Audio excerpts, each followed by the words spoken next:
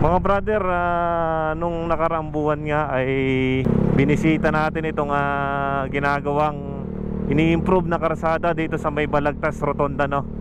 At silipin naman natin ngayon ang latest update after ng isang buwan nga, kung anong itsura na ng karsadang ginagawa dito. Road improvement sa Balagtas Rotonda, mga brother, no?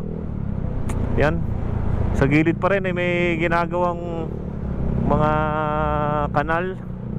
Yan, halos tapos na nga nila.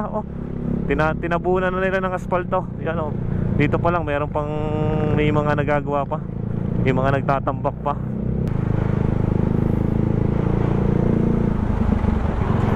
Yan, nandito na tayo sa mismong rotonda, no?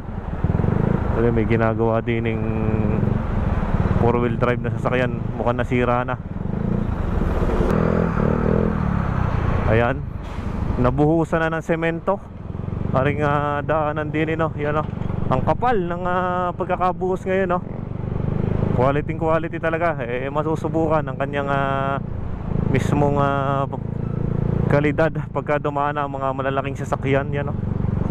Talagang pinakita nila ang kapal ng buhos, no, mga brother. Tumigil-tigil muna tayo din. Halos 3 lanes ang ginawa nilang daanan dito, no? Yan, sa paikot na to. Halos tapos na. Iniintay na lang sigurong mag-curing ang Balagtas Rotonda na to, no? Yan, no? Napapansin nyo na, tatlo. Makakabawas na ng makakabawas na ng traffic dito. Pansin nyo naman, mga brother, no? Yan, no? Ang kapal dito, oh.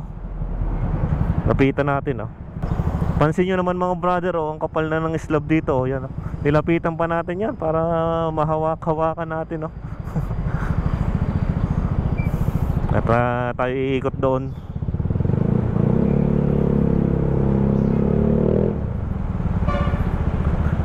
Ating iniikot-ikutan lang ito, mga brother, no? Hindi lang natin alam kung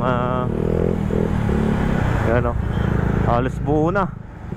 Buong-buo na. Okay, parang tinambakan ng asfalto na rin ang daanan na to.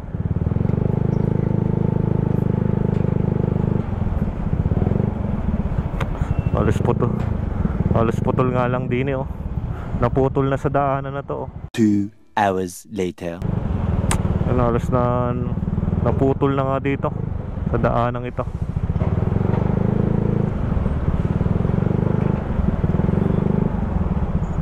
Kapal, oh. Mahigit 1 dangkal ang ginawa nilang kapal dito, oh. Talagang pagdating naman dito, 2 na lang. Yung pangatlo hindi pa tapos. Baka yun ang medyo may parang pahan, no, na daanan. Ayan, mga brother, yan ang naging update natin dito, no, sa ginagawang road improvement dito sa may Balagtas, Batangas City, sa ilalim ng rotonda ng mga flyover.